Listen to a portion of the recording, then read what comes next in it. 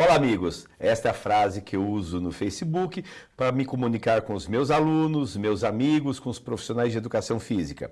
Hoje nós estamos retornando ao programa Corpo em Forma, versão 2013. Esse programa tem uma característica um pouquinho diferente do que nós fazíamos no ano passado.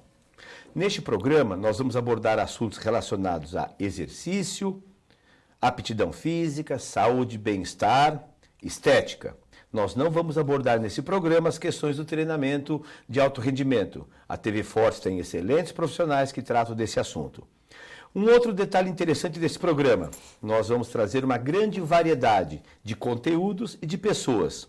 Particularmente no programa de hoje, de abertura, o nosso tema é falar sobre o que aconteceu na atividade física, no exercício, no mundo do fitness, do bem-estar, nos últimos 60 anos. E para falar sobre esse assunto, nada melhor do que trazer uma pessoa que participou ao vivo e a cor de todo esse processo. A nossa convidada é a Lia Pedroso. Como é que vai, Lia? Eu vou muito bem, o senhor professor. Ótimo. Lia, eu sei que você não tem problema nenhum em falar. Qual a sua idade? Eu tenho 68. Bem, veja, 68, uma jovem, né? E que foi convidada porque ela tem uma história muito interessante. Primeiro, como que o exercício físico entrou na vida da Lia. Quando ela era muito jovenzinha, e depois, num determinado período, ela passou por um problema de saúde muito sério. E o exercício, de novo, teve um papel muito importante. Lia, vamos falar um pouquinho quando você começou a se exercitar. Faz bastante tempo, né? Então, naquela época, geralmente a gente ia fazer exercício porque o médico mandava. E eu sofria de asma. Veja, um detalhe interessante, porque há muito tempo atrás as pessoas que tinham asma, né? O médico dizia, não pode fazer. E você foi por questão de asma. Não porque apareceu um médico que ensinava a tirar o ar do pulmão. Porque a asma você prende o ar e fica muito estreita a respiração. Então você foi fazer exercícios respiratórios. E justamente era encher bexiga, era forçar o ar a sair do pulmão. Esse é o problema do asmático. O problema do asmático não é o ar entrar, ele entra. O problema é que o ar residual permanece por uma tensão, por uma contração, por problemas alérgicos, é uma reação alérgica. Mas nessa época as pessoas recomendavam também natação, não?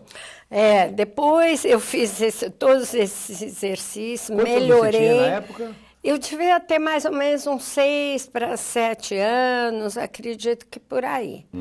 E aí o médico falou, bom, agora está ótimo, você melhorou, agora eu indico natação. Então eu sou sócio do Paulistano, do clube, e fui fazer natação, mas detestei. Aquela água em contato, sabe, para mim não foi bom. Ou seja, tanto que eu deixei. Até hoje você nada? Não. Nada. Não sei nadar, não aprendi a nadar e porque nem quer aprender. E nem quero. Não me fez falta a vida inteira. Acredito, tem muita gente que adora, respeita, mas pessoalmente... Esse é um detalhe interessante. É sabido os efeitos da natação, né, para melhoria no tratamento da asma, da bronquite asmática, né?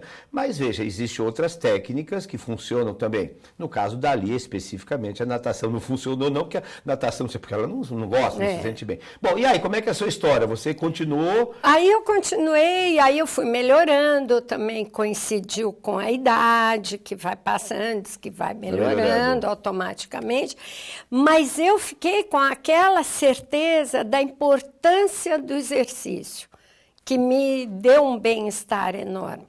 Então, eu fiquei lá no Paulistano, quando eu tinha mais ou menos uns 12, 13 anos, eu fui fazer ginástica com aquelas bolas cheias de areia, que você levantava, medicine ball, você punha para cima, caía tudo no rosto, com arcos. E a música, tinha música. A música era uma pianista, uma velhinha que tocava piano lá, e era todo com balanço. Isso nos anos 60?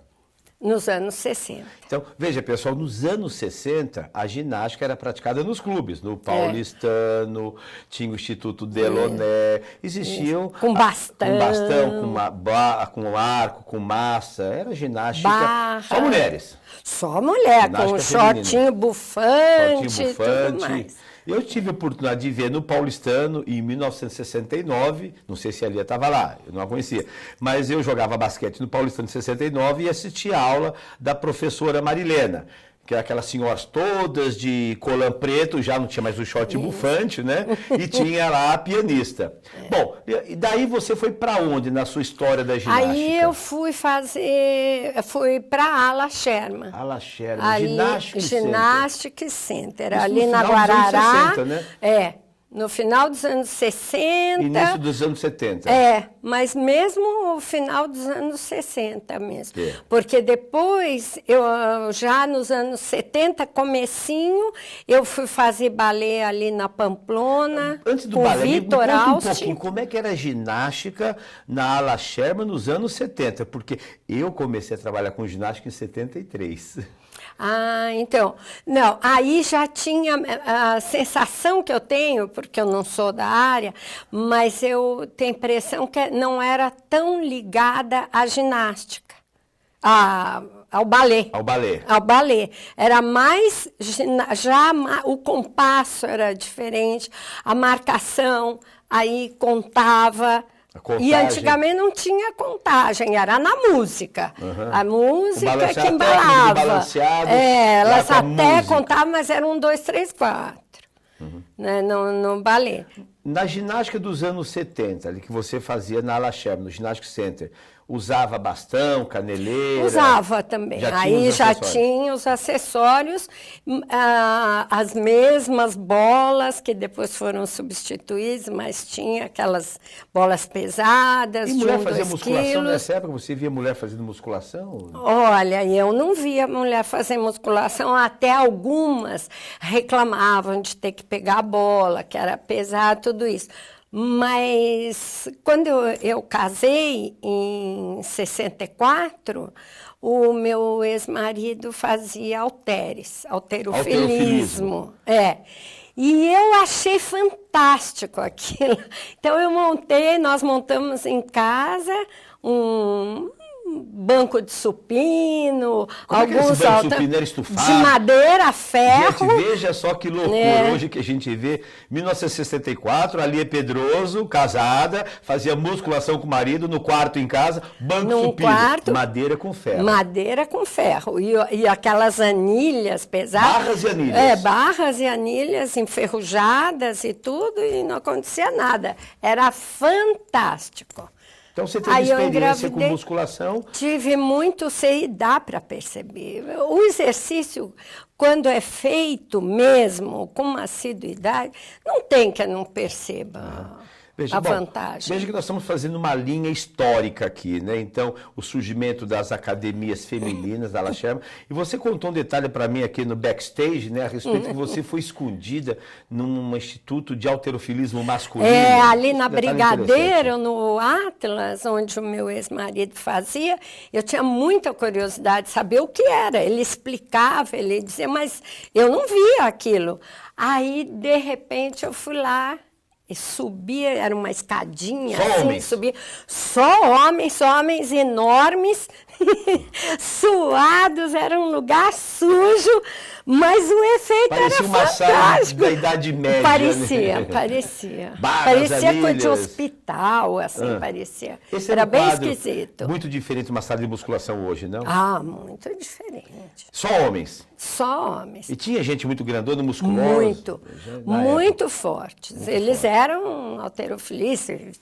Tinha as mesmas coisas, que enrolava a manguinha, porque não tinha camiseta de alcinha, né? Mas eles enrolavam aquilo. Não tinha espelho naquela época, os espelhos eram pequenos. Nessa época, então, você teve uma experiência muito interessante. Veja, pessoal, as academias, para homens e para mulheres. Hoje ainda tem academia só para mulheres. Veja que continua, coisas antigas ainda continuam. Né? E a dança? Onde é que entrou a dança nessa história toda? Aí a minha filha tinha 4 anos e eu comecei a procurar então, alguma coisa de balé, porque eu queria ver como era para depois poder colocá-la, ver se era bom, que efeito que tinha no corpo. E tinha a Maria Oleneva, ali na Pamplona, o Vitor Austin, que é um coreógrafo fantástico, e eu fui fazer.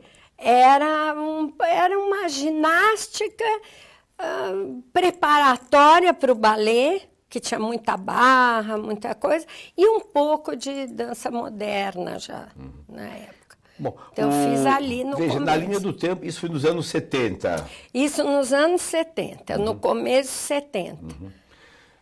Então, veja, pessoal, a dança ocupava um espaço, a ginástica, academias de mulheres, a musculação restrita aos homens em salas diferentes, salas escuras. Eram as famosas salas de halterofilismo. Tinha até um detalhe muito interessante, que existe até hoje em São Paulo, o famoso Instituto Rodin, lá na Avenida São João, isso, né, onde era o grande centro. Tinha também em São Paulo o Instituto Delaunay, né, que era um centro também de ginástica. Tinha as competições também, que eu ia assistir, era uma das poucas mulheres que ia.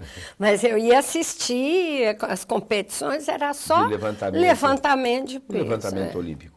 Bom, dentro da nossa viagem, então nós estamos chegando aí no final dos anos 70, começando nos anos 80. Então... 76, 77, aí eu fui fazer, aí eu troquei e comecei a fazer um pouquinho de ginástica e mudei de escola de balé. A minha filha continuou fazendo clássico, balé clássico, e eu fui fazer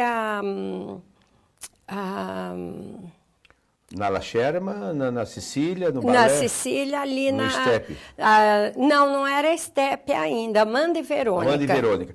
Veja, pessoal, a Amanda e Verônica foi uma escola muito famosa de dança em São Paulo, né, junto com a escola de dança com a Ruth Rachu, Marina Aguiar. Então, as escolas de dança nos anos 70 eram os locais preferidos para as mulheres se exercitar.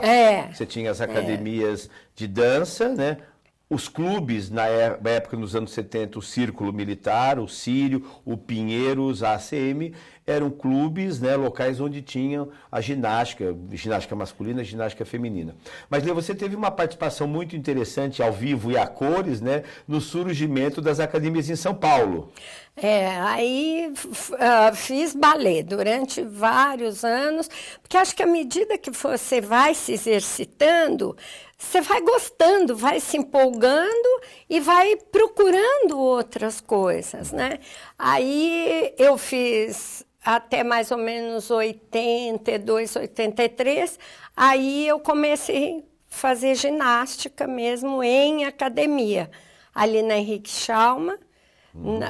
Na Penha Balé, Penha Artes Balé, tinha ginástica, era uma ginástica com dança, também com bastante balé, com o professor Carlos. Então fiz 10 anos. Um detalhe interessante, né? Nos anos 80 foi quando eu, particularmente, tive o privilégio, a audácia, né, de trazer, de implementar a ginástica aeróbica na Academia Runner e depois em outras academias. Isso se propagou no Brasil inteiro. Então, a ginástica aeróbica surge no momento em que a ginástica estava acontecendo nas academias, com o surgimento das academias em São Paulo, particularmente. No Rio de Janeiro já tinha as academias de ginástica muito mais voltada para a ginástica localizada. E em São Paulo não tinha essa ginástica, os técnicos de balanceado, as coreografias.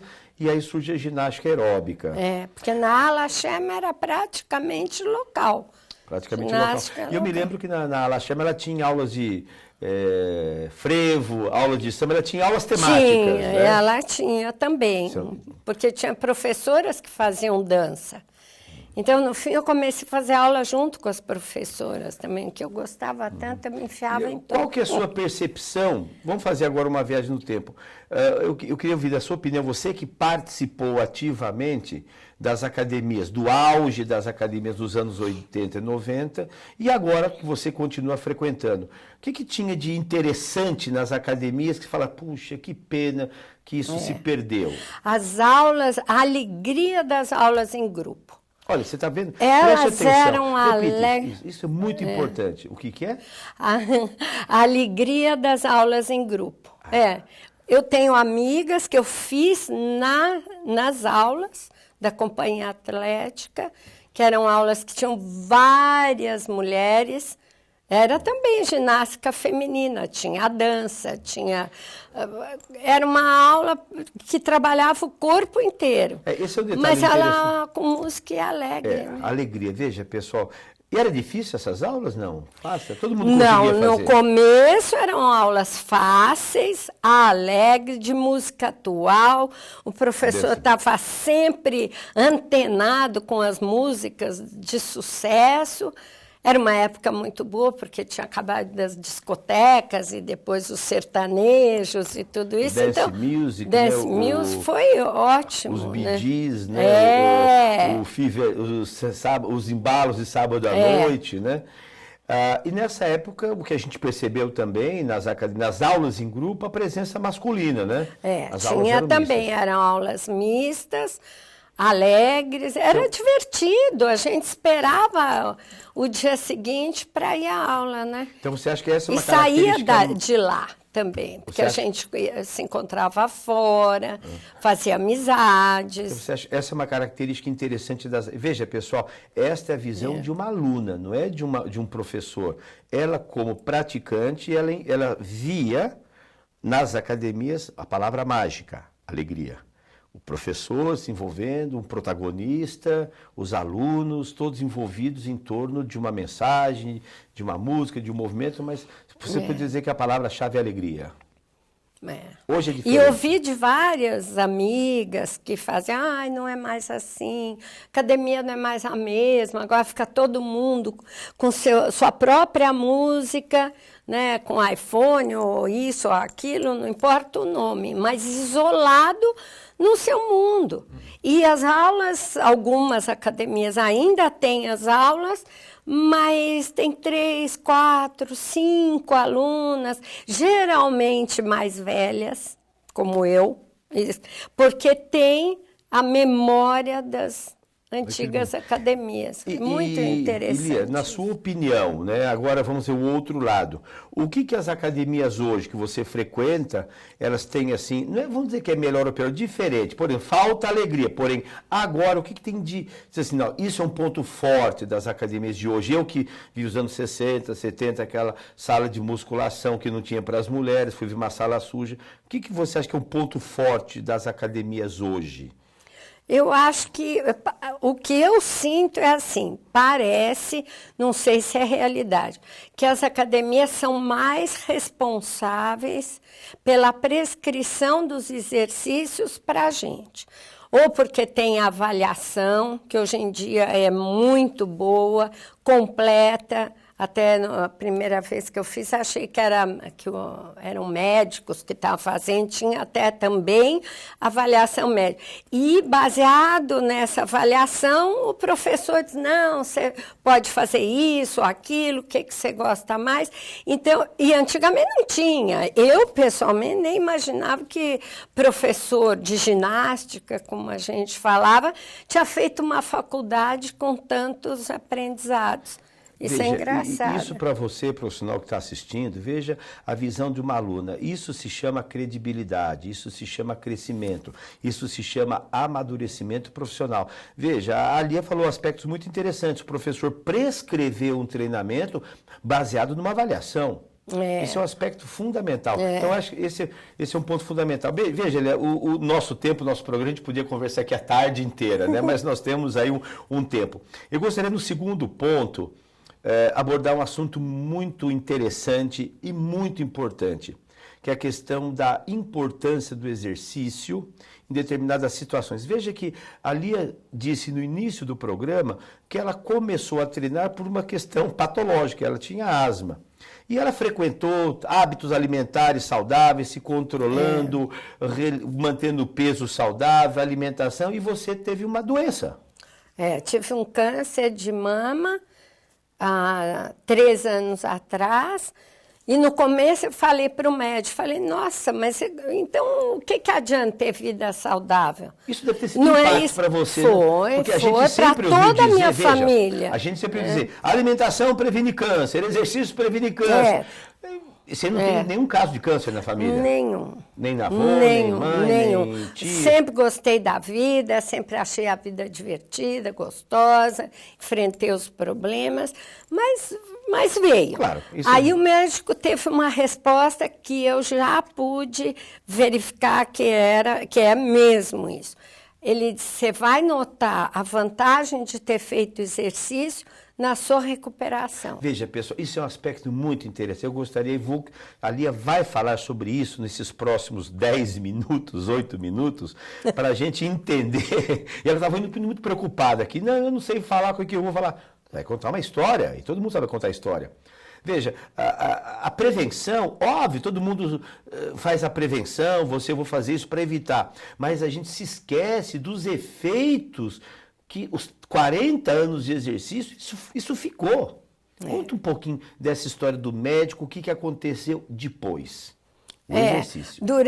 Mesmo durante a quimioterapia, eu tive um personal training fabuloso também, que eu nem cheguei a falar, mas o personal para mim, é um vício. É uma evolução da profissão de educação física. É, uma evolução e é um vício, porque depois você tem um bom personal, é difícil largar. E eu tive, o meu corpo inteiro estava preparado, muito treinado, apesar da idade. E o fato de eu ficar deitada o dia inteiro, porque eu só saía para ir ao hospital. Porque eu não tinha força para ficar em pé, não tinha força para andar, para subir escada, para nada. E o exercício não deixou que eu tivesse dor nas costas. Quer dizer, eu fiquei todo esse tempo isso é um aspecto interessante. Veja, os efeitos deletérios de uma quimioterapia, de uma inatividade, foi muito diferente para uma pessoa que se exercitou. Durante 40 anos, óbvio que o exercício não vai evitar que determinadas coisas aconteçam, mas a gente sabe que previne. Aí, no finalzinho da químio, que eu comecei a sentir um pouquinho a coluna, que já fazia 1 ano e tanto, que eu estava praticamente largada num sofá ou na cama, né? Então, eu comecei a sentir um pouquinho. Eu fiz pilates, fazia também personal, então isso me ajudou muito, muito, muito. E o médico falou, a senhora vai ver agora na sua recuperação, porque a gente fica largada. Aí comecei devagar e pude perceber a resposta do meu corpo. Como eu estou voltando, porque eu ainda estou voltando, assim, parece que o corpo fala, é assim, é o movimento, a contração, né? Quer dizer, a sua memória motora, veja, está lá. O que você aprendeu não se esqueceu. A musculatura diminui a força, a capacidade de contração, os efeitos de uma quimioterapia são terríveis. Agora, eu gostaria de chamar muito a atenção sobre esse aspecto, para que você que está nos assistindo, né, essa questão dos efeitos do exercício, não é só no preventivo, a gente fala muito em prevenção, na manutenção, mas esse é um aspecto muito interessante, é na recuperação. Aquilo que ficou na memória, aquilo que foi registrado, né, na sua capacidade funcional. Mesmo que a quimio destrua muito do corpo, parece que tem em algum lugar na célula, sei lá, em algum lugar, porque eu não entendo, o corpo vai reagindo muito mais rápido. E para você com 69 anos? Esse ano, vou fazer com 69, né? O que você recomenda de exercícios? Vamos dar um conselho para as mulheres. faça o que para sentir-se bem? Olha, eu que tenho você um professor que fala que não adianta um exercício no exercício completo. E eu, como gosto, eu faço vários. Por exemplo, eu faço pilates, eu faço dança, faço musculação, que para mim é uma coisa que eu adoro, porque eu vejo o efeito. E eu gosto de desafio, então desafio com a máquina, com peso, para mim é importante. Então, eu faço um pouco de cada coisa. Então, o professor me põe nos dias da semana, porque eu faço todo dia, e o dia que eu não faço, falta alguma coisa. Bem, olha, nós temos mais 3 minutinhos. Você viu como passou rápido? Passou. Estava preocupada? É muito bom. Eu queria que você mandasse uma mensagem para as mulheres, né, que acham que estão velhas. Ah, eu não consigo. Aquelas que têm preguiça, aquelas que são desanimadas. O que você diz para elas? Eu gostaria que todo mundo sentisse o quanto o exercício faz bem. As vantagens do exercício, porque como eu fiquei parada, foi o único 1 ano e meio que eu fiquei parada, porque na gravidez eu não fiquei parada mesmo, naquela época eu continuei caminhando, fazendo um pouquinho de braço, nunca fiquei parada. Então eu senti o que deve ser uma pessoa sedentária. Então eu vejo amigas minhas falar, eu tenho dor nas costas, minha perna, não sei o que, não sei o que. A idade do condor. Né, eu penso, nossa, mas se a pessoa se fizesse exercício, porque eu não tenho dor na perna, eu tenho a mesma idade, então não é privilégio meu, é movimento. Né? Eu gostaria que todo mundo sentisse, porque na hora que sente o efeito do exercício, é impossível não gostar, é impossível. Tá vendo, diretor? Vai uma mensagem aqui para os nossos amigos. E, olha, só para finalizar, a Lia não falou mas ela foi uma das incentivadoras do Pilates em São Paulo. Ela, alguns anos atrás, adepta do Pilates, trouxe as primeiras camas junto com uma professora que ajudou a desenvolver, a implementar o método Pilates em São Paulo, numa época que não existiam as camas, a importação era muito difícil, e ela foi a pessoa quem trouxe essas primeiras camas que já existiam lá na as primeiras grandes. As primeiras grandes, o Reformer, o Cadillac, enfim. Então, acho que a educação física tem que te agradecer. Porque, claro. Eu que tenho que agradecer os professores, porque realmente eles deviam saber a importância daquilo que eles fazem. Veja, você, professor, está escutando o que a Lia disse? Sabe, nós precisamos melhorar nossa autoestima. Às vezes a gente não se dá conta do quanto nós somos importantes. Você tiver o depoimento de uma pessoa que ama, adora exercício físico, faz há mais de 60 anos, ininterruptamente, mesmo sendo portadora de um câncer, ela lutou, caminhou se arrastando para continuar se mantendo ativa. Então, e o meu médico me deu um tratado de um médico da Harvard, dos Estados Unidos, mostrando os benefícios do exercício para uma não recidiva do câncer. Veja que coisa maravilhosa. Os estudos mostram. É científico. Quer dizer, isso não é evitar, é o tratamento e a prevenção do aparecimento de uma metástase,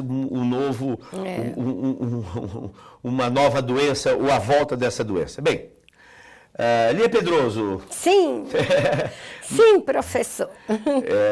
Eu quero agradecer a sua presença, a sua disponibilidade, abrir o seu coração, falar de particularidades da sua vida e particularmente num momento muito difícil, que foi passar por uma doença, e para nós da educação física, para você que está assistindo, saber o quanto a atividade física, o exercício físico e o profissional de educação física é importante. Saiba disso. Nós falamos que a Lia trouxe o Pilates, o ajudou a trazer as camas. Então, o nosso próximo programa, nós vamos convidar Nosso convidado será o professor Dr. Mário César, que vai falar um pouquinho sobre aquilo que você muito ajudou, trazer as camas, que ajudaram a divulgar o método Pilates, que hoje é um método muito praticado nas academias, clubes, como uma das novas tendências dos exercícios. Suas palavras finais, olhando para aquela câmera ali. Muito obrigada pela oportunidade de poder dizer para as pessoas o quanto o exercício é importante, faz bem, e para esses professores de educação física que tenham assim, maior orgulho da profissão deles, porque realmente os bons ajudam muito. Que bom. Olha, siga o professor Mauro no www.institutomauroguizelini.com.br. Esse é o nosso site, onde você encontra os nossos materiais educativos, palestras, cursos. Faça uma visita e mande a sua mensagem. Muito obrigado. Siga a Forte TV. Você vai encontrar excelentes profissionais mandando mensagens, conteúdos de excelente qualidade. Um abraço a todos e até o próximo programa.